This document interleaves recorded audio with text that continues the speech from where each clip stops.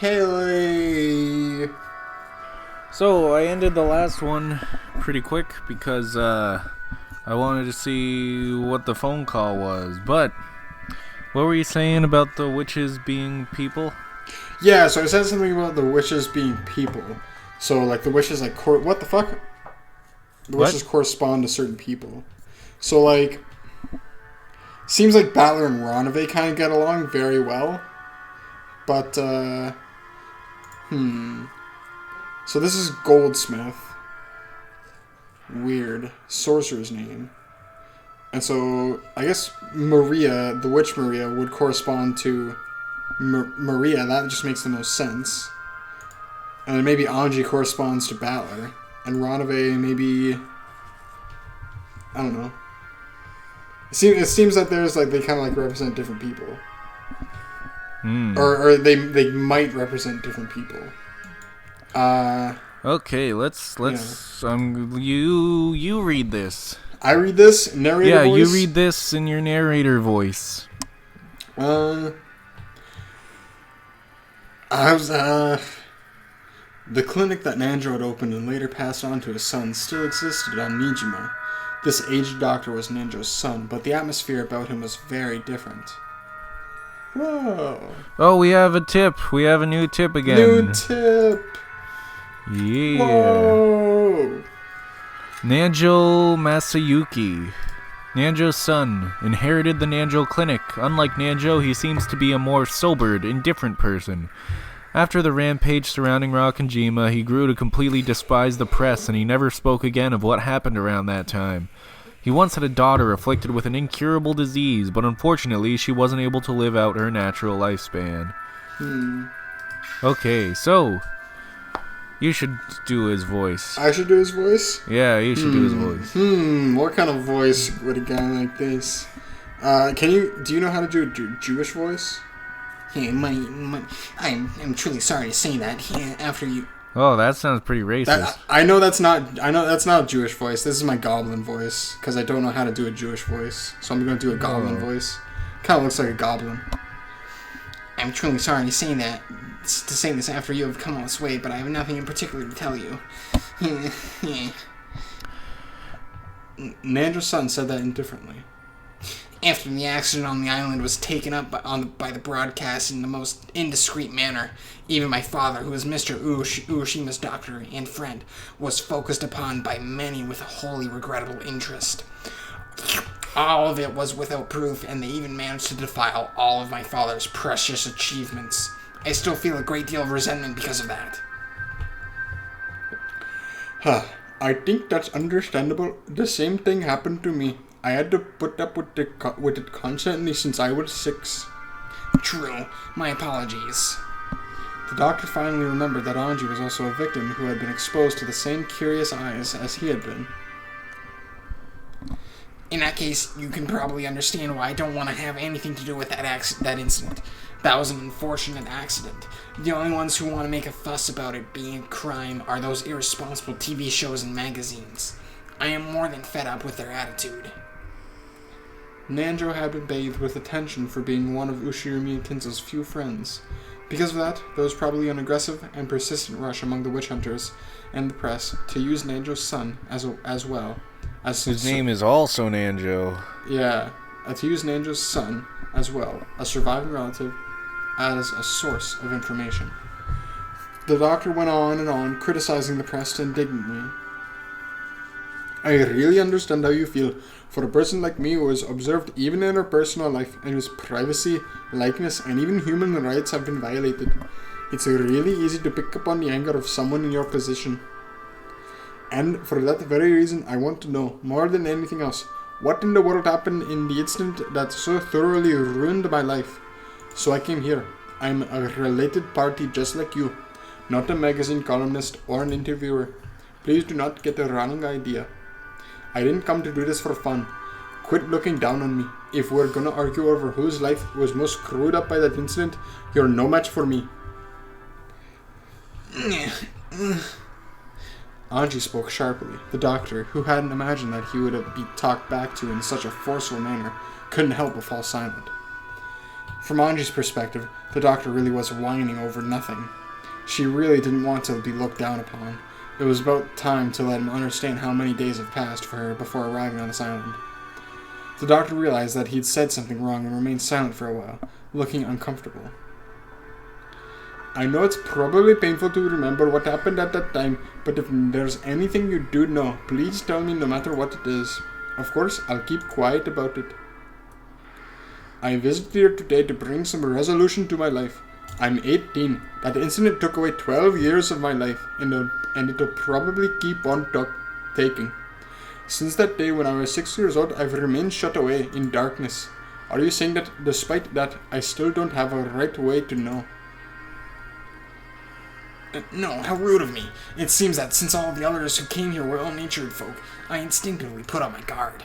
I apologize for my rudeness. I understand. If you'll swear not to breathe a word of this to anyone, I'll tell you everything. Thanks, Doctor. Then if you would, please tell me anything you can. As you know, my father was not only Mr. Ushimiya's head physician, but his friend through the game of chess. That relationship was very long, stretching back to the time Mr. Ushima moved to Rakanjima. Just how close were they? Very close, it seems. It seems that their connection through chess led my father to stay at Mr. Ushima's mansion quite often. Although I may not be the one to talk, Mr. Ushima was extremely moody, and my father was an exceedingly magnanimous man who excelled at interacting with humans like him. It's not hard to imagine that he was a rare friend for the isolated Mr. Ushimiya.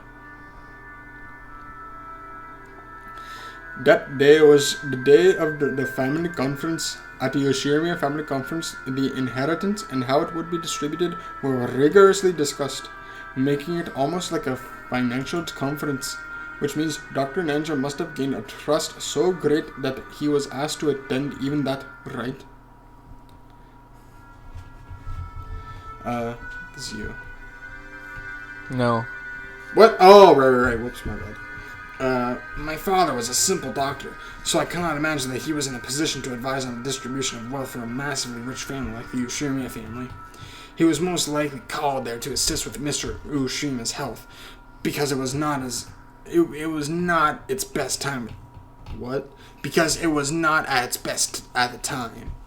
As Kinzo's close friend, I'm sure my father would have kept his mouth shut, and that he was trusted not to leak the secrets of the family conference. Wasn't Ushimiya Kinzo in very bad health at the time? Were there any medical charts left behind? Perhaps he brought the medical charts with him on the day of the accident. I'm afraid to say that the entire folder of Mr. Ushima's medical charts has been lost. He was my father's patient, so I do not know the details. Around the time of the incident, did anything strange happen? Yes, there was one thing. However, it seems exceedingly likely to invite misunderstandings, so I very much do not wish to discuss it. What is it? Please tell me. For a while, the doctor beat around the bush, but after saying that much, he wouldn't be able to fool Ange by dodging the subject. He eventually gave in, and, after making Ange swear herself to secrecy again, told her. The truth is, several days after that incident, I received something by mail at my home. By mail?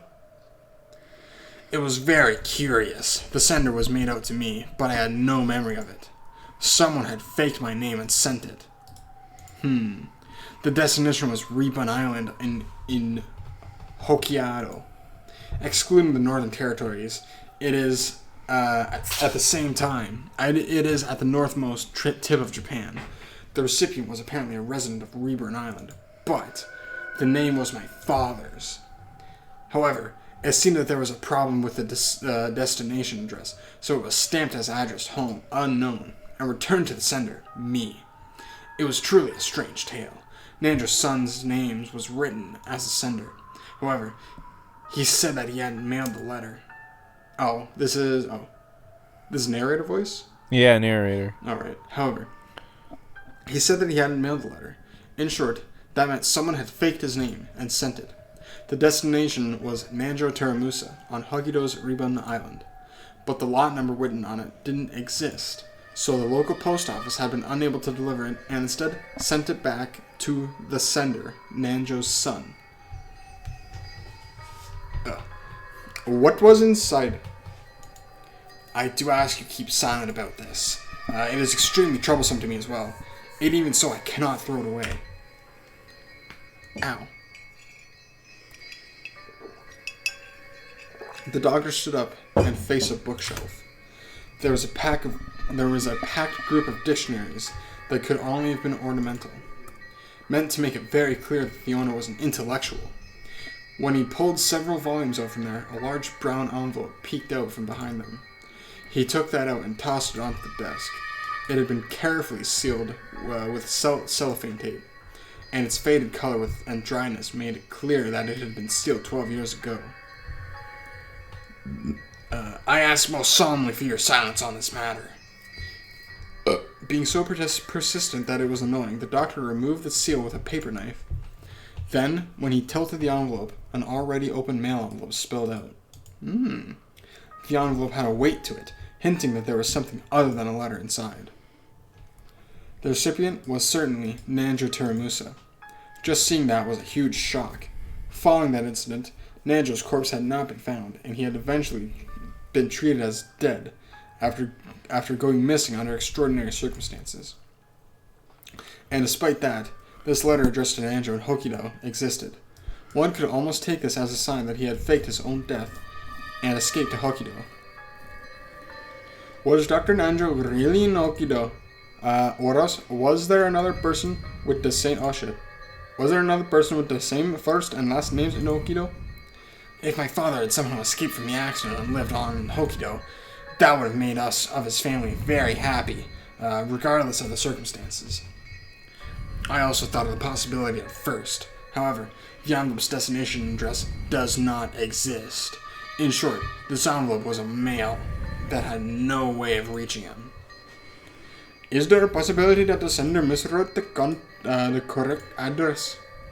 Of course, I cannot deny it. However, judging from the resident's house number, I find that hard to believe. Hokido, Riban Island, Riban Country, Riban City. 1, 2, 3, 4, 5, 6, 7. Whoa, what?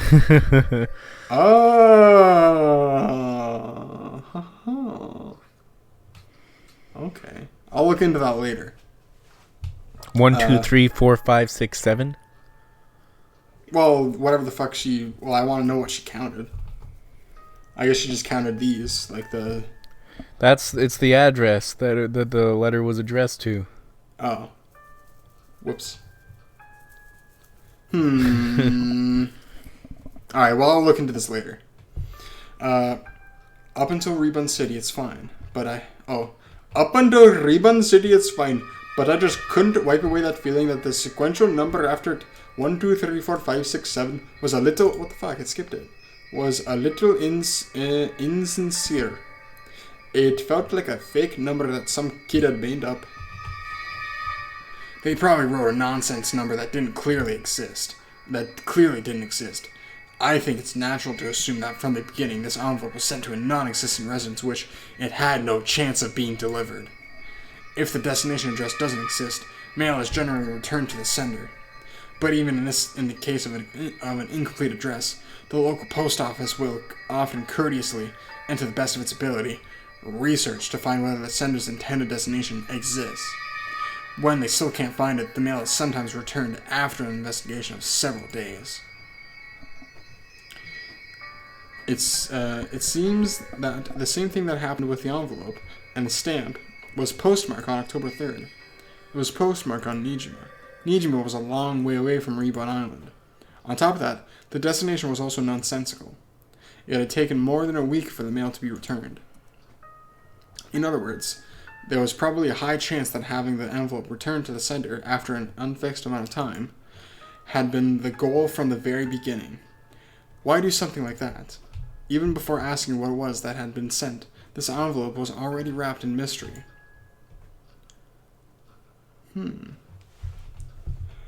And inside it? Go ahead. Go ahead. After getting the doctor's permission, I tilted the already opened envelope. From the inside came a small folded letter and a small key with a number plate attached. Then a magnetic card slid out. A12112 was engraved on the key's number plate. I didn't know what it meant. The magnetic card was pitch black and had gold characters engraved in it. Members was written in English. The jet black gold letter card design made it feel like something very high class. But of course, I didn't have a clue what kind of card it was just from that. I unfolded the letter. Its contents were extremely brief, and only the following was written. Whoa! 07151129. Also written was the name of a certain massive bank known throughout Japan, as well as the words Central Branch. That was all. And this is... It's a card. It's a card, a key, and a pin for a safe deposit box. And it wasn't a normal safe deposit box either. It was an unsettling one, which was apparently reserved only for special clients. After he finished putting his affairs in order following his father's funeral, he had visited the bank. Pin and key and card. There was no doubt that something of great importance was kept there, and he had been naturally curious about what it might be. At first, he hadn't known what to do. The card wasn't something he'd owned in the first place.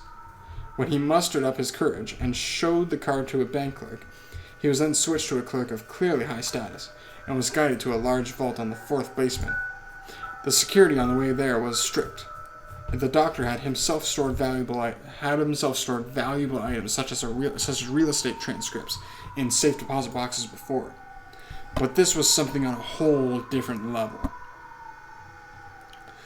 Unlike the procedure at the deposit box I had been using, with this system, as long as you had a card, pin, and key, you didn't need to have your identity confirmed.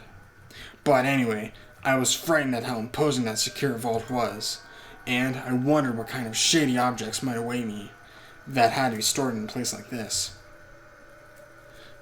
And then?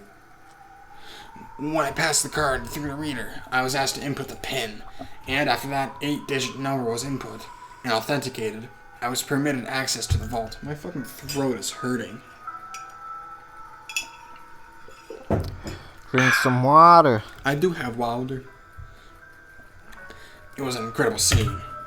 A world like something from a sci-fi movie. The massive, dimly lit silver room covered with doors to safes. He had entered that room along with the clerk. It seems that, as soon as the card was read, the vaults he had a right to were determined. So that safes he could open were lit with a green light, while those he couldn't open were lit with a red one. A112 was one of those safes that were marked. By the way, there were several other safes marked with a green lamp besides that one. I think there were at least 20. There might even have been more in the other corner. In any event, I only had the key to A112. I had no way of checking the contents of the other safes. As the clerk watched, the doctor had unlocked and opened the safe. Whoa, dude! Whoa! When he did, a safe drawer like a large cabinet had opened, and an expensive-looking duralium case peeked out. What's duralium? Some kind of metal, I guess. I think it said Duralumin. Oh, duralium, okay. That was carried into a separate room, where for the first time the clerk left, and he was introduced to the contents. And the contents were... Cash. Gosh, how much? I've heard that a pack of 1 million yen in fresh banknotes is precisely 1 centimeter thick. Since those were packed tightly into a duralium case of such a size, there was probably 100 million in total. I don't know because I didn't count. I didn't even touch it with my hands. I realized at once this was dangerous money. It isn't normal to store a whole 100 million yen in cash in a case in a case in a safe like that, it's much easier to deal with it if you put it into an account and turn it into numbers. Yeah, When someone is unable to do that, then it's clear that there's something wrong with the cash. My mind went blank, and I instantly realized that I mustn't get involved. So you didn't use it at all? Correct. I locked it back up just as I'd found it, returned it to the original safe, and left. I've thought about throwing away that key and card, but I don't know what will happen. For that reason, I have been hiding it in the back of this bookcase for a full 12 years. I still do not know what kind of money that was. Could I borrow this envelope? No, it's mine. Please just view it here. Understood. Then, if you'll excuse me, there's something I want to investigate. I took on Nathan's grimoire from the knapsack I had set down. Then I opened to the page with the paragraph Beatrice had written to Nathan and compared the handwriting on both.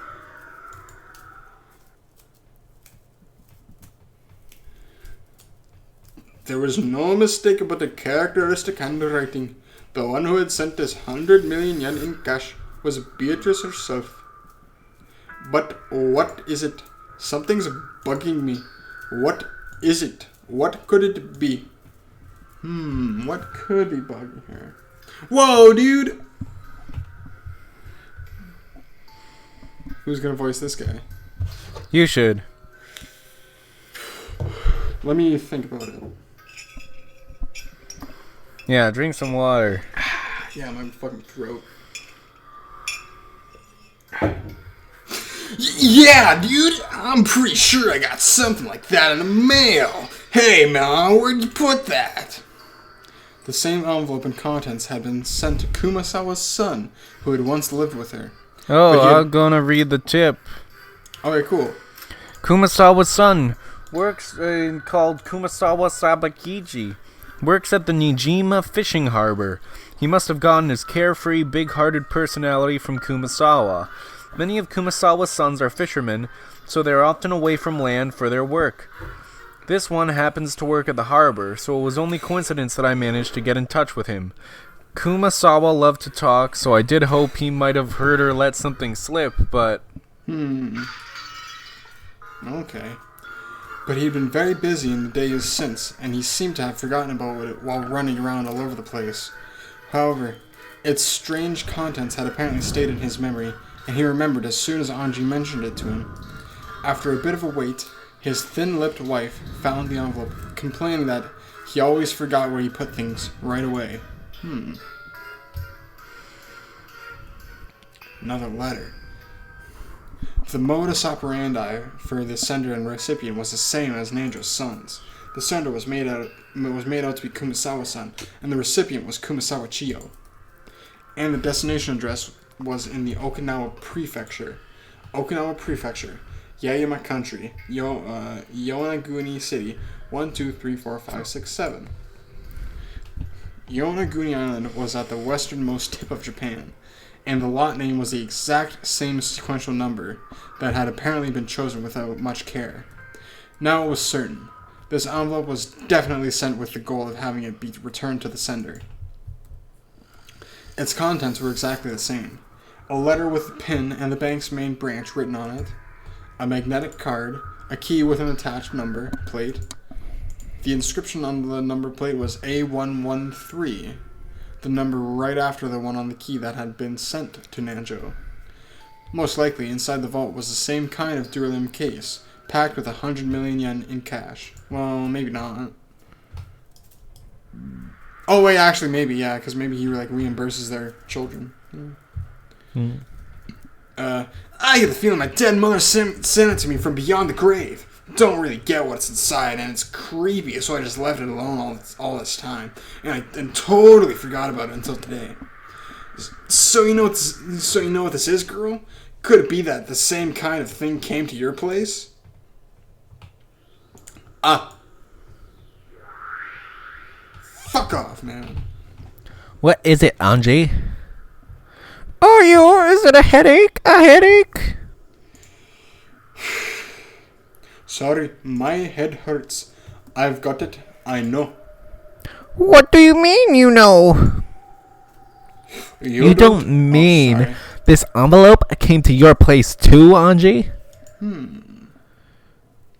I've remembered. I've remembered. A strange envelope was also sent to me 12 years ago. After losing my entire family, I was depressed, but it was a really strange thing to come in the mail, so I still had a faint memory of it. It was a strange letter which I had no memory of sending, but which had me as the sender. I forget the destination address, but the name recipient had been Ushirmir Rudolph, my father. I remember how disturbed I was when I got a letter I thought was from father, opened it up, and found a key and a card that I didn't really understand. I felt let down and threw it away somewhere, I think. Where did I put that envelope? I probably lost it somewhere in the chaos that followed. By now I have no way of checking its contents. However, I have a general idea. I'm sure the contents were the same. Without a doubt, there had been a key, a card, and a note with a pin inside the envelope. Beatrice, what was she trying to do here? So did she hand out this stupid money to all the surviving relatives? I won't forgive her for mocking them even after their deaths. Oh, you, Ange! Sakutaro acted nervously. Oh, it is you. Oh, yeah. As I looked at his worrying face, my agitation began to cool off bit by bit. I'm sorry, my hatred of Beatrice isn't anything new. I was just surprised and angry to find out that I had a connection with the witch already, and at the age of 6 on that day. For the past 12 years, you've been constantly enslaved by Beatrice's curse. This might be proof of that curse. But please hang in there. Breaking through that was supposed to be part of the goal of this journey. That's right. Just letting the blood rise to my head won't get me anywhere. Got to think calmly. What's going on? What's the meaning of handing out 100 million yen to the relatives? Is she trying to provoke us? Damn that Beatrice. Ange, calm down, will you? As Sakutaro buried his head in my stomach, he urged me to stay calm. I took another deep breath and started thinking. I wonder if this envelope was sent to support the theory that Beatrice was behind that crime. It was postmarked right before the family conference, and it was intentionally set up so that it would be sent back after some time. They wanted it to arrive after the incident, is that it? Yeah, that's what it implies. But it raises a few questions. Why use such an uncertain method? Uncertain? Yes. After all, no one could even guess at how many days it would take for the mail to return before you used this trick. Normally, you couldn't even guess at the amount of time it would take for the receiving post office to do their research, determine that the recipient was unknown, and to return it. Yeah, now that you mention it, it'd be more dependable if they just set an arrival date and mailed it that way, will you?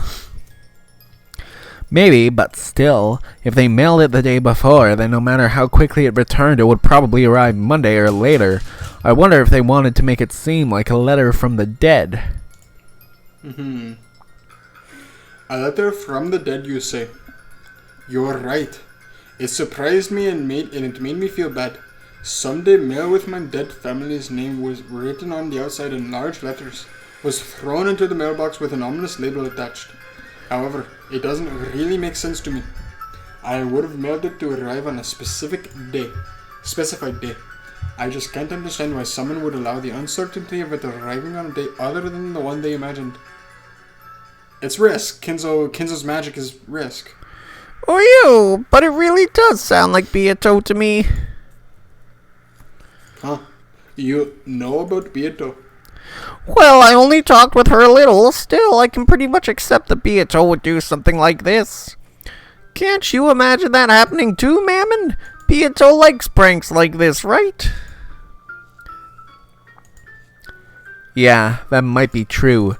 I wouldn't put it past Beatrice to try a vicious prank like a letter from the dead. No, that's not all. Beatrice would find it more interesting to do it through an uncertain method instead of one that was absolutely certain. She would find an uncertain method interesting. I remembered Maria's diary. It had described playing with Beatrice very often. During those times, Beto sometimes played pranks on the adult relatives with Maria. But those pranks always had a touch of witch aesthetics, which was that they were more interesting when they were uncertain. One day, Maria and Beto decided to use a wind-up minicar she had brought for a prank. It was a popular toy at the time, and if you made the minicar back up, it would wind up to the spring in the tires, and when you let go, it would race forwards. They had wound up that minicar and set it behind a milk jug. In other words, the prank was that if you lifted the milk jug, the minicar would jump forwards and surprise whoever did it. Hoping that someone would get caught in this prank, Ange and Beto had watched the adults from the shadows for their whole tea time. They were looking forward to seeing someone get caught by it, but no one moved the trap milk jug, and the trap ended in a misfire. When Onechan and then muttered, "We should have put it somewhere where it would have definitely caught someone," Beto apparently said this. The most interesting and thrilling traps are those where you don't know who will get caught, or even if anyone will get caught at all. It's probably true that you wouldn't get this kind of excitement from a trap that would certainly go off. Similar accounts occur in multiple places, making it impossible to guess that the witch called Beatrice had a fickle character and loved a random thrill. A fickle person is very hard to deal with. I can't spin the chessboard around to find out what that witch from 12 years ago was planning.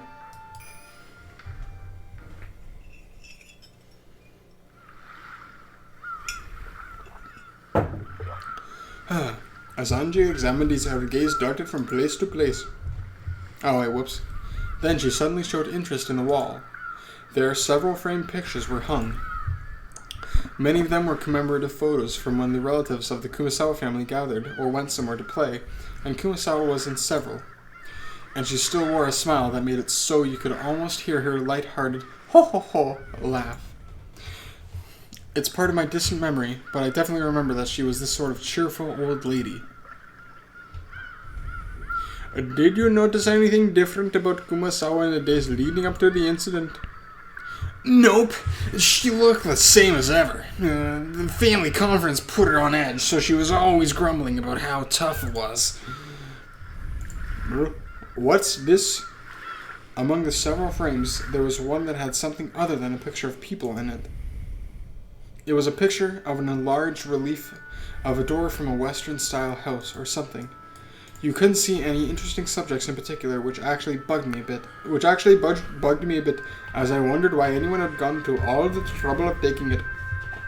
As I got closer, I realized that some characters had been written with a pen.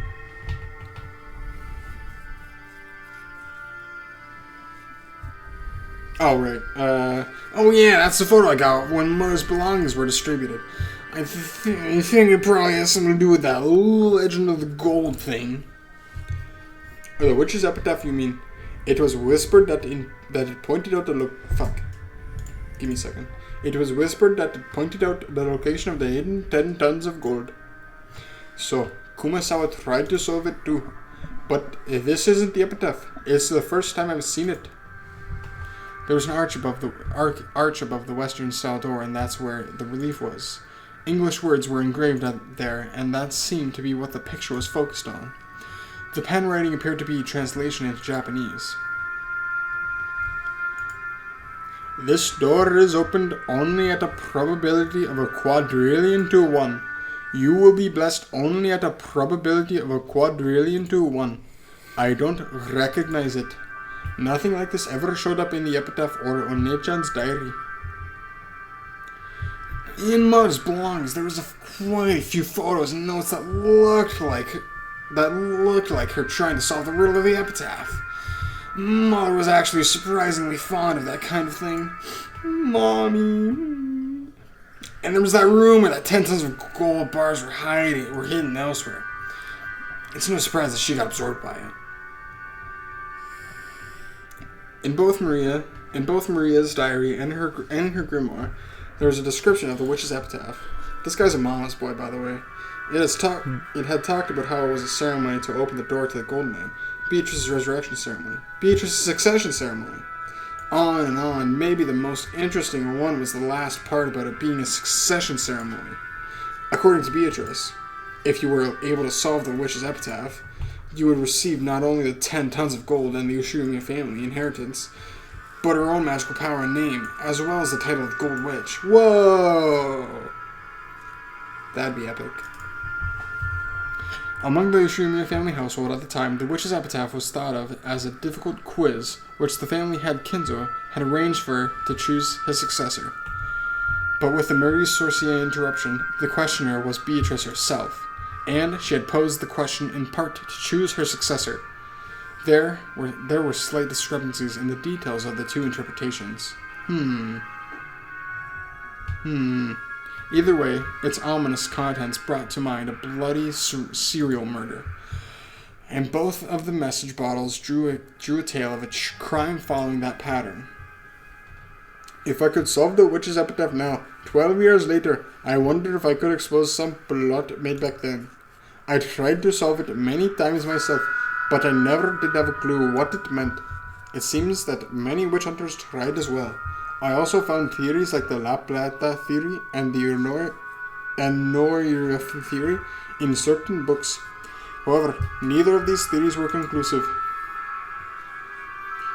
Are there any other materials? I think so, but they were all split up between my siblings. I don't have a clue who has what. Sorry. Just reading this English text that Kumasawa took a picture of, it seems the impression that this was a forbidden door that was rarely opened. But where in the mansion is it, I wonder? Judging by the lightning, it looks like it's outside. I wonder if Kumasawa thought that the gold might be hidden in there. Who knows? Either way, I wonder where in the Rockinjima mansion it was. I hate to say it, but there wasn't enough money in Mother's bank account to make me think she found the gold. She probably didn't find it after all. The Golden Witch Beatrice gave 10 tons of gold to Kinzo, which meant that the witch was the true owner of the gold. Beatrice was the owner of all the vast fortune of the Ushirimiya family. The witch holding this vast wealth had massacred the humans on Rokujima on that day, sending large amounts of money to the surviving relatives like it was a game. Like hell, it's a letter from the dead. This is a desecration of the dead. I was once again convinced when my family died on that island that day, they didn't go to heaven. They are being trapped by the witch even now and are being desecrated and tormented for all eternity. I think that's supposed to be an analogy for, like, her mind, kinda. Maybe. The last place Ange visited was a store in the region between the housing districts and the retail stores with a signboard saying, Marufuku Sleep Shop. Marufuku Sleep Shop. There lived a man who had been the boat captain of the ferry boat to Rokujima at the time. Even he, who had once lived as a man on the sea,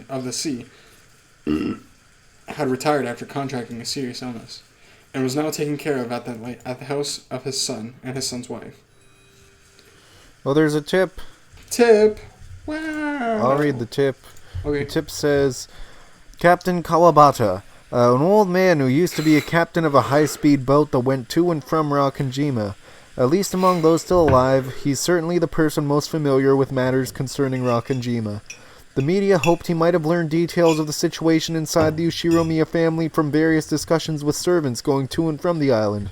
However, he never said anything, so they eventually began to forget this old man. Alright, am I reading him? Yeah. Yar, I remembered very well. You were still about this small. Look how you've grown. And it must have been very tough on you. I know very well how you must feel. The former boat captain was in such high spirits that you couldn't really tell why he had retired in the first place. His memory seemed clear too, and he could remember the events of more than a decade ago well, apparently, even about how Ange had been at the time. The way he chatted on was very helpful for Ange, but at the same time, he also remembered the final family conference very well, and the fact that he remembered even details like Balor's fall madness on the boat was actually painful for her. It had been so back then as well, but even now there was no public way to cross onto Rakajima. It was necessary to make an individual request to an owner of a boat to make the voyage. I'd been unable to arrange for a boat to Rakajima, so if he refused me, such a voyage would probably become hopeless.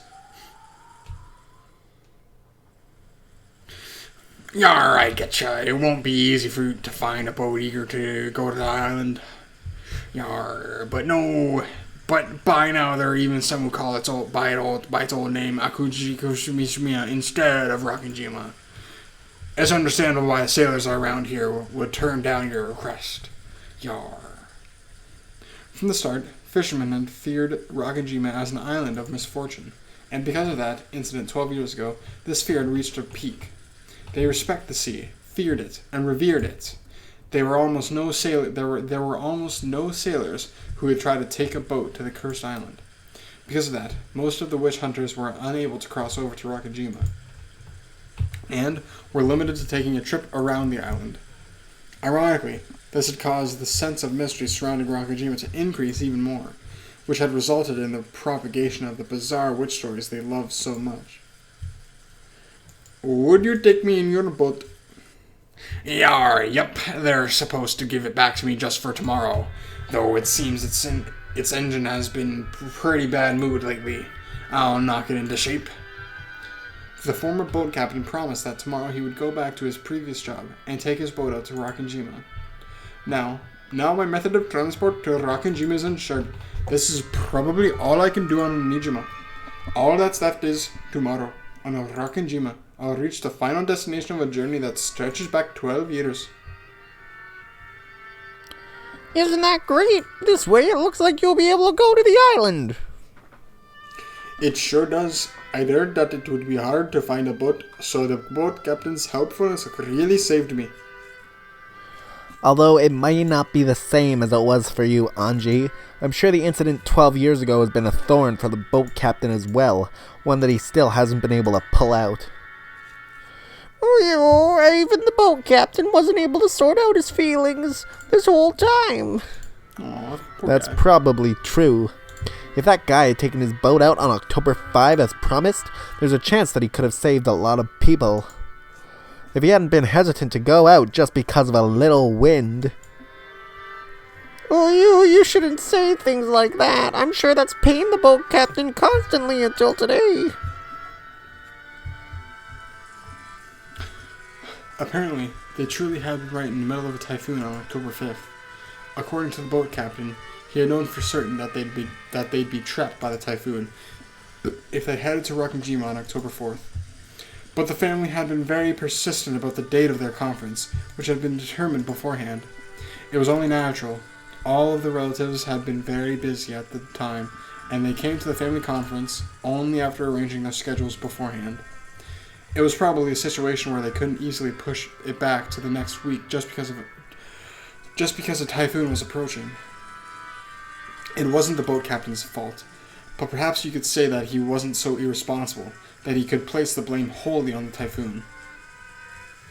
Certainly, just as these two said, there's no doubt that the boat captain has been dragging the events of 12 years ago along with him this whole time, and by taking me, the last member of the Yoshimiya line, to the island and bringing me back safely, he might be trying to find some resolution for his past.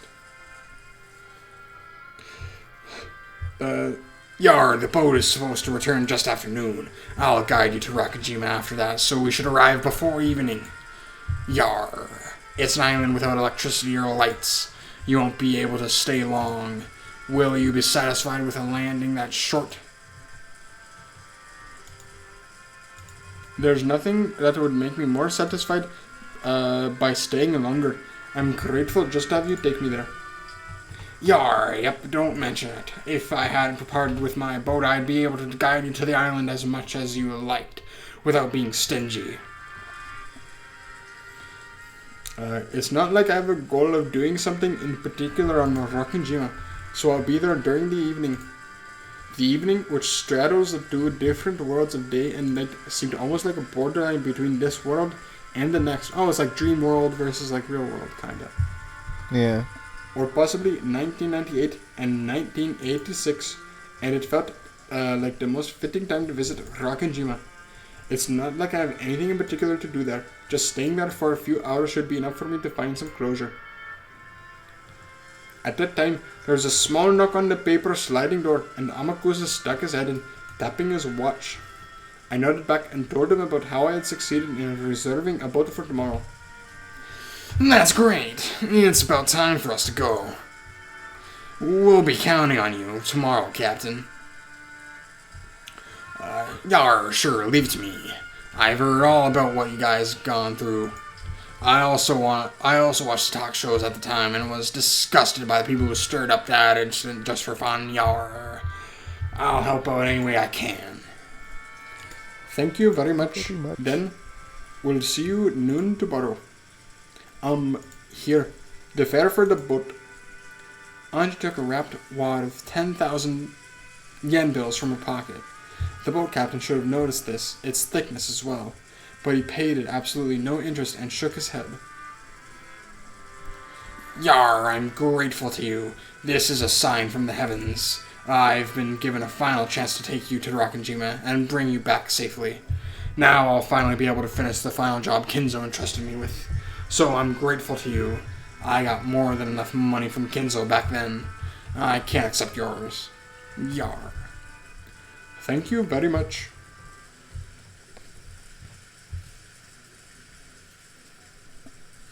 Watch your step on the stairs. It's steep. I went down the steep staircase that was the exact opposite of accessible. It was getting hard to believe that there was actually a chest of drawers and a TV in the room upstairs. Whoa. Most of the first floor was a bedding store with many futons piled up on each other. We weaved through our way through the cramped futon shop. After cautiously checking around outside, Amakusa dashed out first and started up the car. Yar, my grandchild's room is empty. I really wouldn't mind if you stayed with her. As you see, we've got plenty of extra futons. Thanks a lot for the offer. But this way, even if the unexpected happens, you won't be bothered. Yar, I don't know the details, but it seems you've been caught up in a lot of trouble. There's a rumor that some suspicious people are searching for someone. That wouldn't happen to be you, would it? Yar. Who knows? Ange played dumb, but it looked as though the boat captain had guessed. Yar, my job is to take guests to Rockinjima and bring them back again. That job was put on hold 12 years ago, and it still hasn't ended. So, thanks to you, I'll finally be able to finish it. So listen, Yar. Let me finish this job, okay? Do you understand me? Yeah. It's not like I'm going there to die. But part of me does feel that if I could die on that island, I'd surely be able to go where my family is. I finally become aware of it. I might have been planning to die on that island. I might have come all this way, heading towards Rockinjima in search of a place to die. The boat captain had guessed that as well. That's why he repeatedly told me not to die.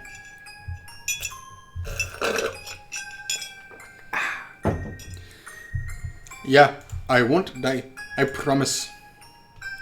After all, I'm still not sure if there's any reason why I need to go to Rockinjima. Yar, no, I'm sure there's a reason. Even if there isn't one for you, there is one for them. The island's called you. The island called you. That's why you came here. That might be true, I might have been called. I was called for what reason? For them, father, mother, Butler Onichan, and Maria Onichan, or maybe the Golden Witch, Beatrice. What is on the Rakanjima, and what will I achieve? Even though tomorrow is finally almost here, I still haven't been able to understand my own mission.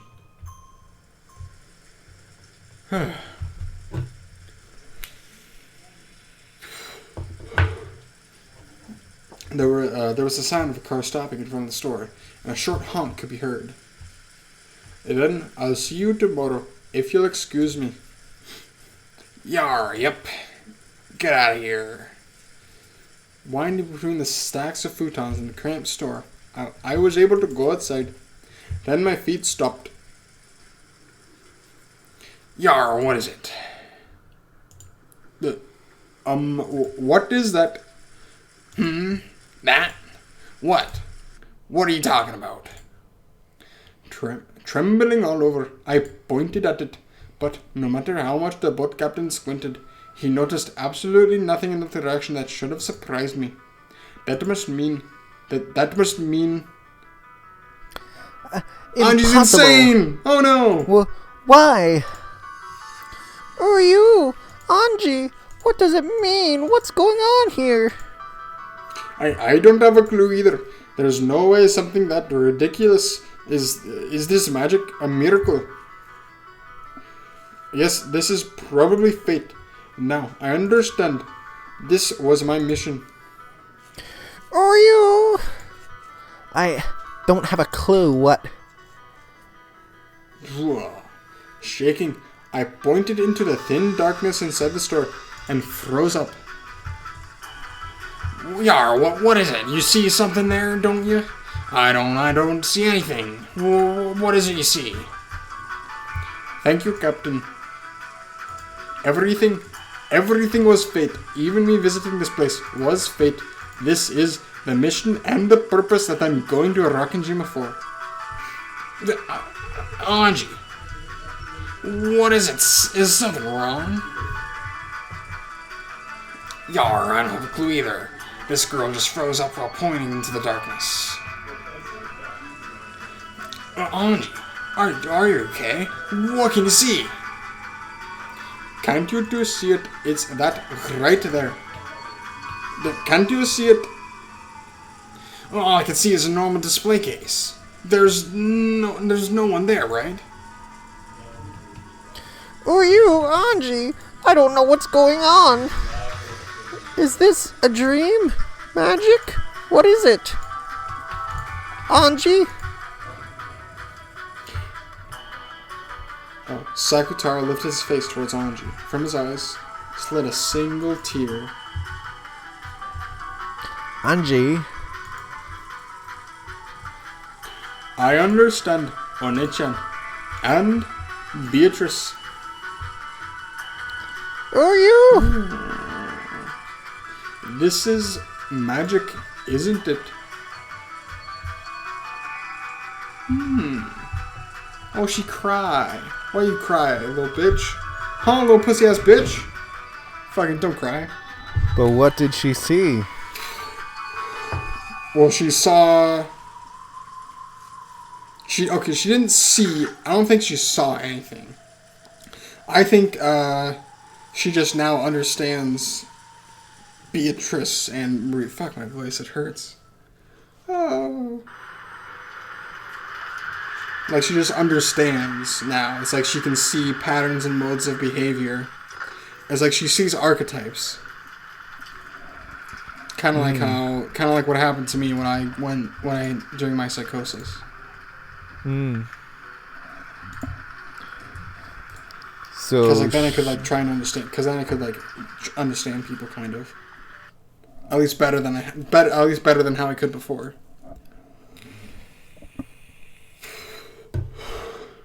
And that's why she was pointing into the darkness?